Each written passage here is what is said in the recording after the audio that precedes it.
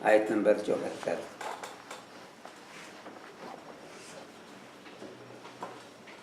اعوذ باللہ من الشیطان الرجیم، بسم اللہ الرحمن الرحیم۔ ثم قست قلوبكم من بعد ذلك وهي كالحجارة أو أشد قسوة وإن من الحجارة لما يتفجر منه الأنهار وإن منها لما يشقق فيخرج منه الماء وإن منها لما يهبط من خشية الله وما الله بغافل عما تعملون۔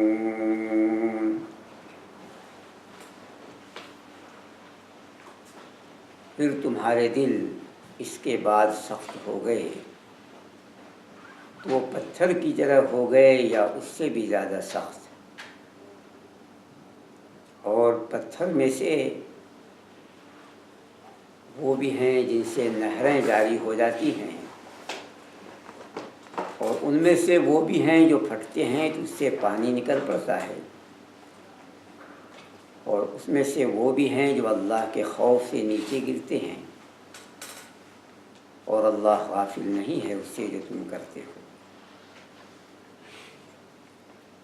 آپ کے سامنے اس آیت کا ایک حصہ اس سے پہلے پیش کیا گیا، پھر تمہارے دل اس کے بعد سخت ہو گئے تو یہ پتھر کی طرح ہو گئے یا اس سے بھی زیادہ سخت، اس پر بات بتائی گئی۔ اور پچھلی آیتوں سے اس آیت کا ربط بھی بتایا گیا۔ دل کا سخت ہونا یہ اللہ تعالیٰ کا ایک بڑا عذاب ہے، اور اللہ کے مقرب اور خاص بندوں کا دل نرم ہوتا ہے۔ جن کا دل سخت ہوتا ہے وہ کتنے ہی پریشان لوگوں کی پریشانیوں کو دیکھتے ہیں لیکن کوئی ترس نہیں آتا،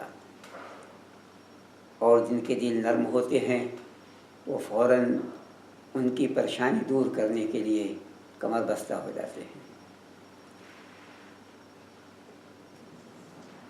دل کی سختی کیوں ہوتی ہے وہ اسباب بھی بتائے گئے، اس کا علاج بھی بتایا گیا، اور کہاں ہم اپنے دل کی سختی کو آزما سکتے ہیں، پتہ لگا سکتے ہیں، وہ چیزیں بھی پیش کی گئیں۔ اللہ تبارک و تعالیٰ نے یہ فرمایا کہ بنی اسرائیل کے دل یہ پتھر کی طرح سخت ہو گئے یا اس سے بھی زیادہ سخت۔ او یہاں پر واو کے معنی میں ہے یا بل کے معنی میں ہے، تو وہ یعنی ان کے دل پتھر کی طرح ہیں اور اس سے بھی سخت ہیں۔ او کے معنی واو، یا بل کے معنی میں ہے کہ یہ دل پتھر کی طرح ہیں بلکہ اس سے بھی زیادہ سخت ہیں۔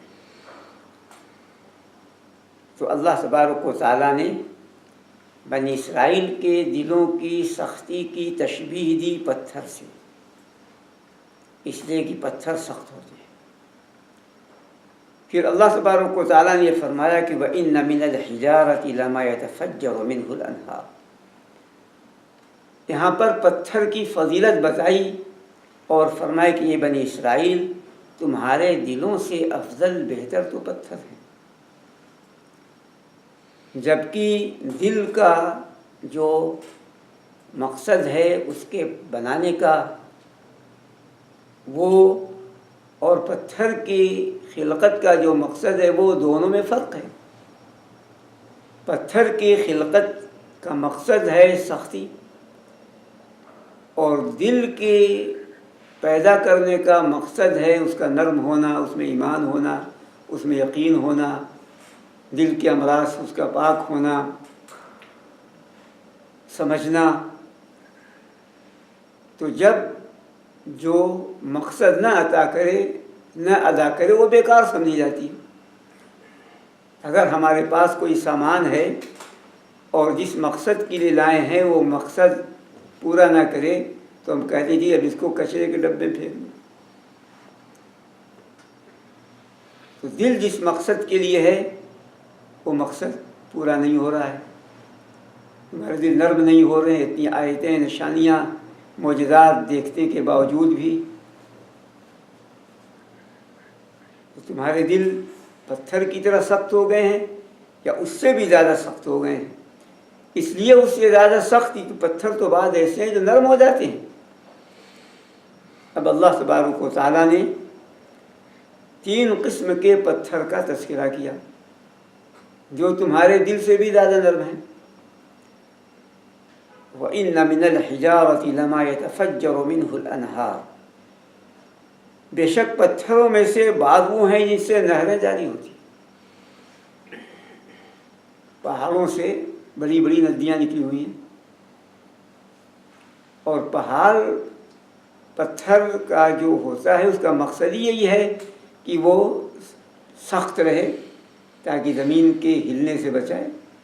اس کو اللہ تبارک و تعالیٰ نے بطور کھوٹے کے گاڑ دیا ہے زمین کے اندر، لیکن ان پتھروں سے نہریں جاری ہوتی، اور بڑی بڑی ندیاں جو نکلی ہوئی ہیں سب کسی نہ کسی پہاڑ سے نکلی ہوئی۔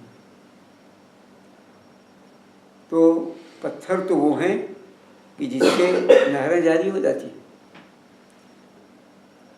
اور تمہارے دل اتنا سخت ہے کہ اس سے کچھ نہیں فائدہ پہنچتا۔ وَإِنَّ مِنْهَا لَمَا يَشَّقَّقُ فَيَخْرُجُ مِنْهُ الْمَاءُ، دوسرے قسم کے پتھر وہ ہیں جو پھٹتے ہیں تو پانی نکلتے ہیں اس سے، چشمے۔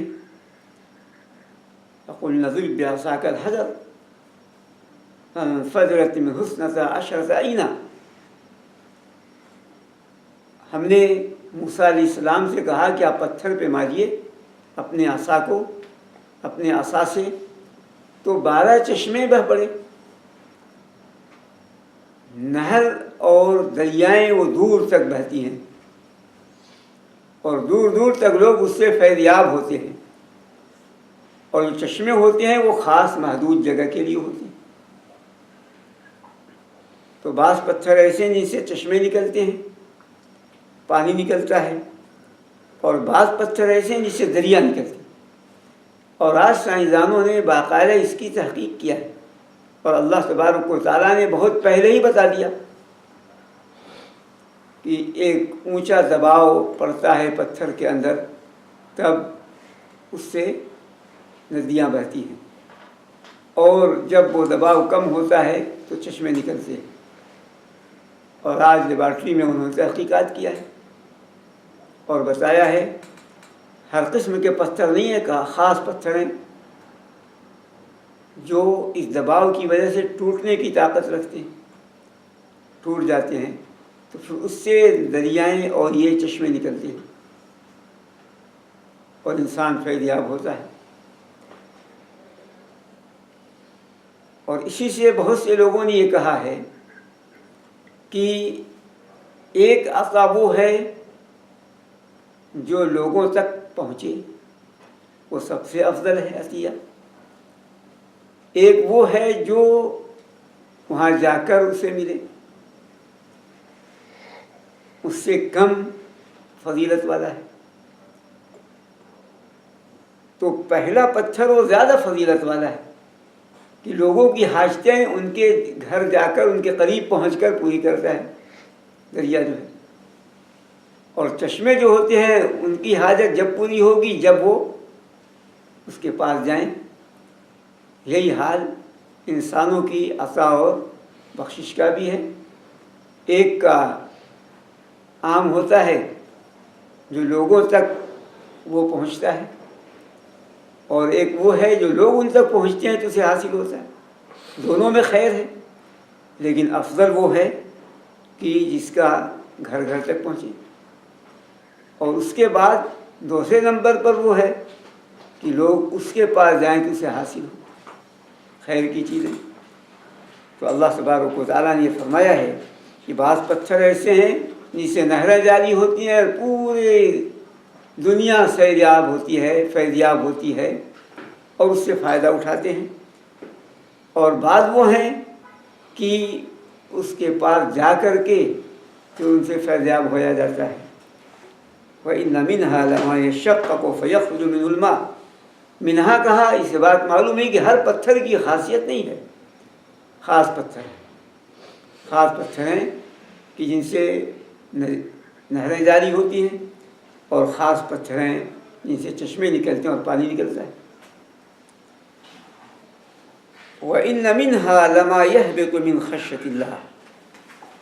تیسرے قسم کا پتھر بتایا اللہ تبارک و تعالیٰ نے، اور اس میں سے بعض وہ ہیں جو اللہ کے خوف سے نیچے گرتے ہیں، اللہ تبارک و تعالیٰ کے خوف سے نیچے گرتے ہیں۔ مجاہد رحمۃ اللہ علیہ تو فرماتے ہیں کہ جو بھی پتھر پہاڑ سے گرے یا اسی طریقے سے اس سے نہریں نکلیں یا چشمے نکلیں، سب اللہ تبارک و تعالیٰ کے خوف سے ہیں، اللہ تعالیٰ کی خشیت سے۔ لیکن کلی طور پر یہ حکم لگا دینا صحیح نہیں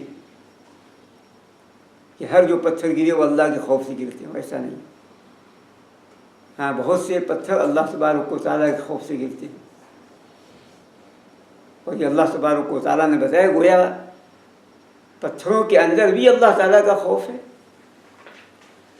ان کے اندر بھی احساس ہے، اسی لیے وہ ذکر کرتے ہیں اللہ تبارک و تعالیٰ کا۔ اور ابن کثیر رحمۃ اللہ علیہ نے یہاں پر پوری تفصیل لکھی ہے، جو فرمایا اللہ تبارک و تعالیٰ نے کہ لو انزلنا هذا القرآن على جبل لرأيته خاشعا متصدعا من خشية الله۔ پتھر ہے، اگر ہم قرآن کو پہاڑ پہ اتار دیتے تو یہ پہاڑ اللہ کے خوف سے ریزے ریزے ہو جاتا،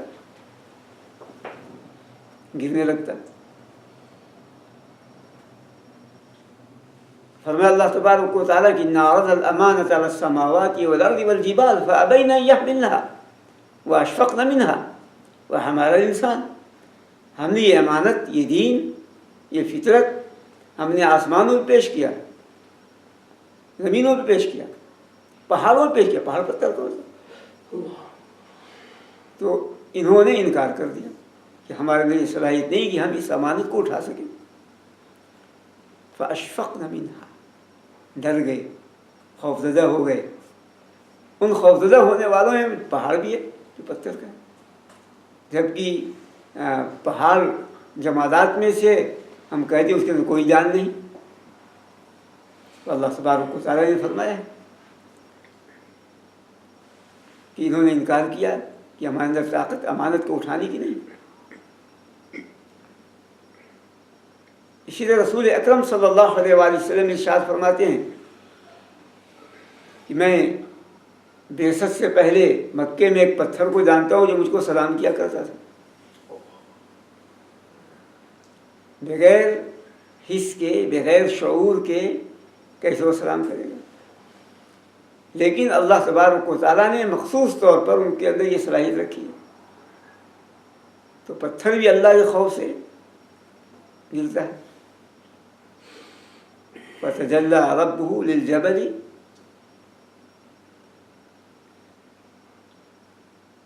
جَعَلَهُ دَكًّا فَخَرَّ مُوسَىٰ صَعِقًا۔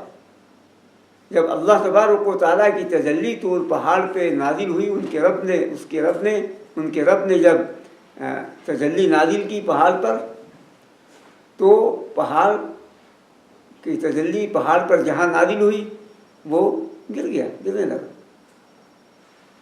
اللہ کے خوف سے۔ موسیٰ علیہ السلام بے ہوش ہو گر پڑے۔ اللہ تبارک و تعالیٰ نے فرمایا، اسی طرح سائے کے بارے میں فرمایا اللہ تبارک و تعالیٰ، وَإِن مِّن شَيْءٍ إِلَّا يُسَبِّحُ بِحَمْدِهِ وَلَٰكِن لَّا تَفْقَهُونَ تَسْبِيحَهُم۔ کوئی بھی چیز زمین و آسمان کی کوئی بھی ہو، نباتات، جمادات، حیوانات، سب کی سب اللہ تبارک و تعالیٰ کی تسبیح بیان کرتے، لیکن تم ان کی تسبیح کو نہیں سمجھتے۔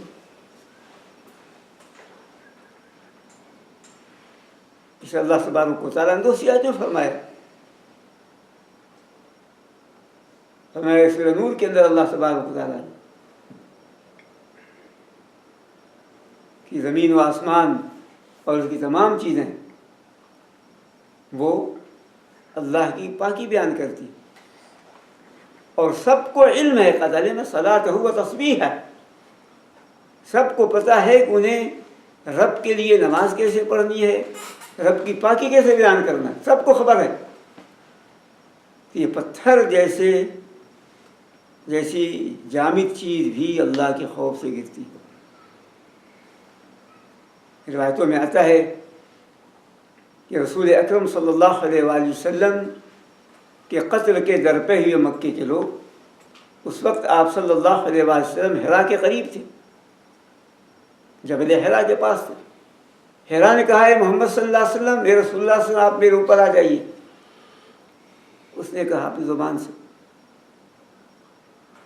سنا سب نے، آپ میرے اوپر آ جائیے، آپ کو قتل نہیں کر پائیں گے۔ میرا پہاڑ نے رسول اکرم صلی اللہ علیہ وسلم بلایا، اور یہ واقعات رونما ہوتے رہے، ہر دور میں ہوتے رہیں گے، جس سے معلوم ہوتا ہے کہ یہ پتھر بھی اللہ کے خوف سے گرتے ہیں۔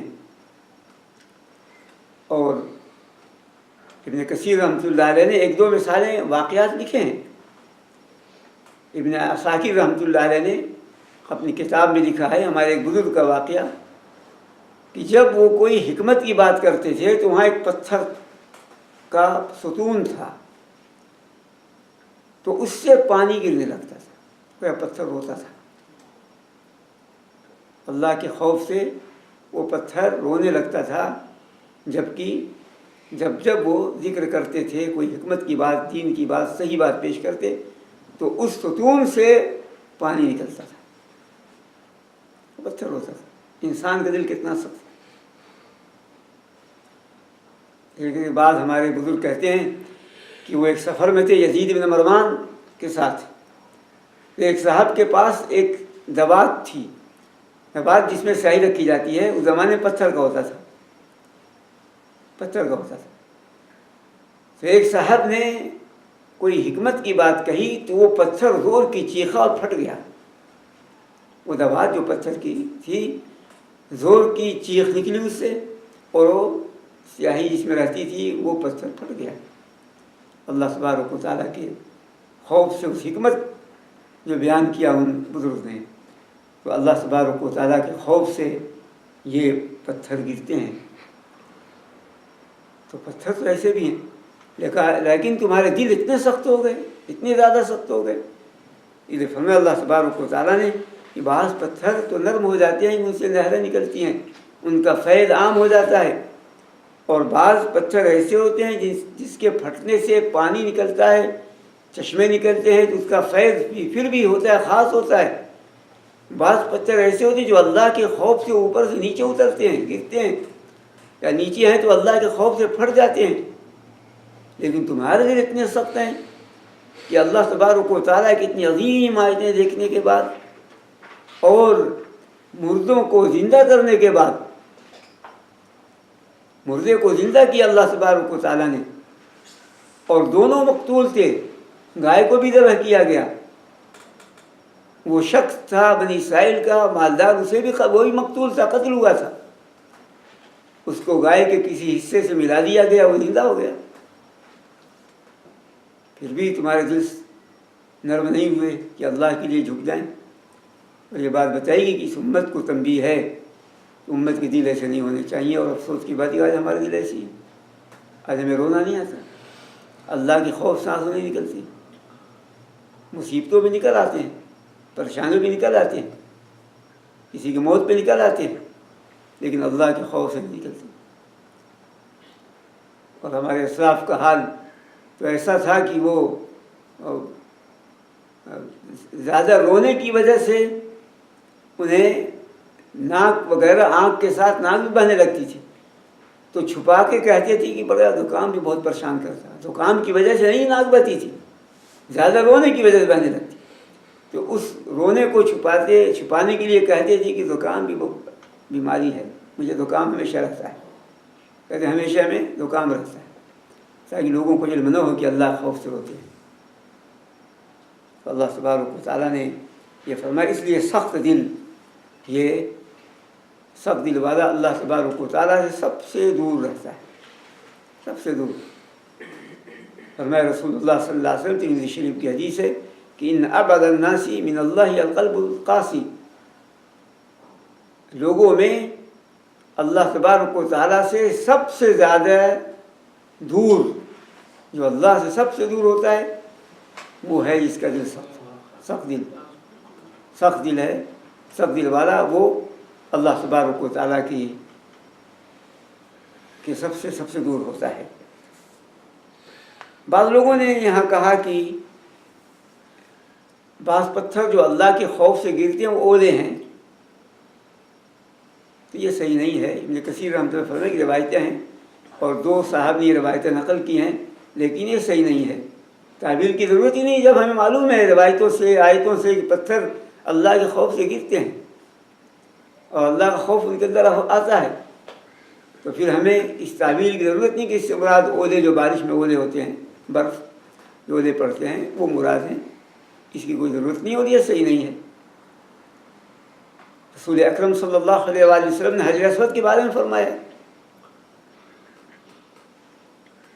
کہ انه لیشهد من استلموا بحق یوم القیامہ. حجر اسود جس نے اس کو حق کے ساتھ، ایمان کے ساتھ اس کا استلام کیا ہے، وہ قیامت کے دن اس کے حق میں گواہی دے گا. یہ پتھر شعور ہے تو نام کے ساتھ خدا نے، نام بھی اس کے پاس موجود ہے. تو اللہ تبارک و تعالیٰ نے بتایا کہ جب دل سخت ہو جائیں تو پتھر سے بھی سخت ہو جاتے ہیں. پتھروں سے تو انسانوں کو فائدہ پہنچتا ہے، لیکن سخت دل ایسے ہوتے ہیں کہ انہیں پہنچتا کوئی فائدہ نہیں پہنچتا، بلکہ وہ خود اپنے آپ کو فائدہ نہیں پہنچاتے اور اپنے آپ کو اپنا نقصان کرتے، خود اپنا نقصان کرتے. بعض لوگوں نے کہا کہ اس سے مراد جو ضمیر ہے وہ دل کی طرف لوٹتی ہے. صحیح بات تو پتھر سے متعلق ہے، لیکن کچھ لوگوں نے کہا کہ دل کی 3 حالتیں ہیں. دل کی بعض کے دل اتنے نرم ہوتے ہیں کہ ان کی آنکھوں سے آنسو ہی جاری رہتے ہیں ہمیشہ. بعض کے دل اس سے کم نرم ہوتے ہیں کہ کم آنسو نکلتے ہیں اور کم بھی نکلے تو اس کی فضیلت ہے.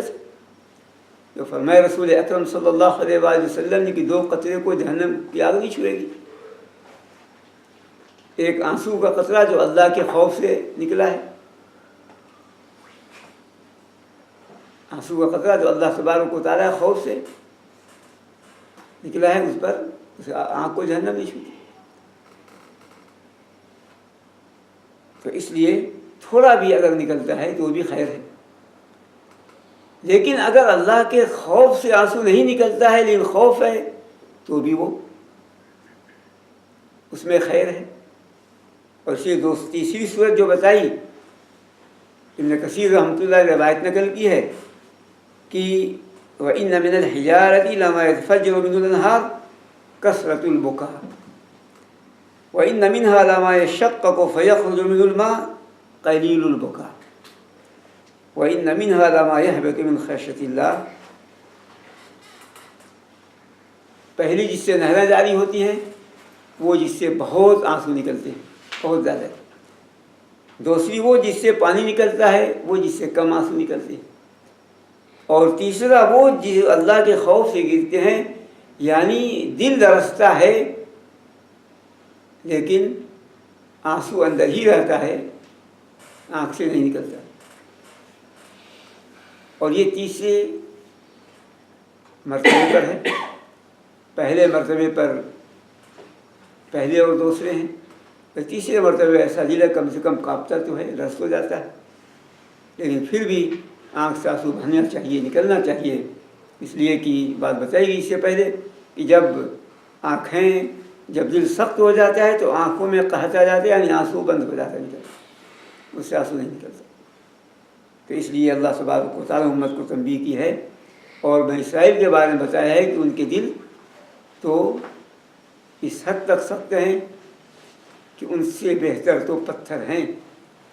پتھر تو جس مقصد کے لیے بنائے گئے وہ مقصد ادا کر رہے ہیں، اور دل جس مقصد کے لیے بنایا گیا وہ دل مقصد نہیں ادا کر رہے۔ تو اس لیے جو مقصد، جو انسان کی خلقت کا مقصد ہے وہ ادا ہونا چاہیے۔ وَمَا اللَّهُ بِغَافِلٍ عَمَّا تَعْمَلُونَ، اور اللہ غافل نہیں ہے اس سے جو تم عمل کرتے ہو۔ یعنی اللہ تبارک و تعالیٰ کا علم بہت ہی محیط ہے، تم جو بھی کرتے ہو اللہ اسے غافل نہیں ہے۔ تم یہ نہ سمجھو کہ اللہ کو پتہ نہیں۔ یہ بھی ایک طرح کی توبیخ اور ڈانٹ اور زجر ہے۔ انسان کے ذہن سے جب یہ بات نکل جاتی ہے کہ اللہ تبارک و تعالیٰ دیکھتا ہے، سنتا ہے، جانتا ہے، غافل کا مطلب یہ ہے کہ وہ نہ دیکھتا ہے، نہ سنتا ہے، نہ جانتا ہے، بے پرواہ ہے، تو پھر اس کے بعد انسان سے گناہ سرزد ہوتے ہیں۔ جب اس کا استحضار ہمیشہ ہو کہ اللہ غافل نہیں، ہر عمل کی خبر ہے، بلکہ وہ تو ہمارے شرف سے قریب ہے، اور وہ ایک کا دوسرا، دو کا تیسرا، تیسرا کا چوتھا ہوتا ہے، سب سنتا اور جانتا ہے۔ تو اس لیے جب یہ استحضار ہو تو انسان کا دل نرم ہوگا۔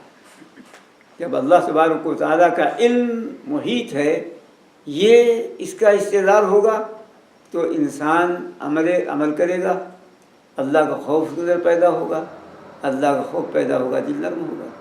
دل نرم ہوگا تو اس مقصد کے لیے جن کو پیدا کیا وہ مقصد حاصل ہوگا، دل سے وہ سمجھے گا، دل میں بات اترے گی، حق کو قبول کرے گا، حق کے مطابق زندگی بسر کرے گا، یقین کا چشمہ ہوگا۔ اس لیے کہ جب دل میں چیزیں آ جائیں گی تو اعضاء و جوارح سے وہ تمام چیزیں صادر ہوں گی۔ تو اللہ تبارک و تعالیٰ نے یہ فرمایا ہے، اور یہ ہے آپ کے سامنے آیت کا دوسرا حصہ جو پیش کیا گیا۔ آئندہ دوسری باتیں آپ کے سامنے پیش کی جائیں گی۔ اس آیت سے جو بات معلوم ہوئی وہ پہلی بات اس سے پہلے بتائی گئی کہ دلوں کی اسلام میں بہت زیادہ اہمیت ہے، اور اسی لیے دل کو بنانے کی ضرورت ہے، دل پر خصوصی توجہ کی ضرورت ہے، اور جو اسباب دل کی خشیت کے ہوں اور اسی طریقے سے جن سے دل تندرست ہو، قلب سلیم ہو، مومن کا دل، وہ ایسا دل بنانے کی ضرورت ہے، محنت کی ضرورت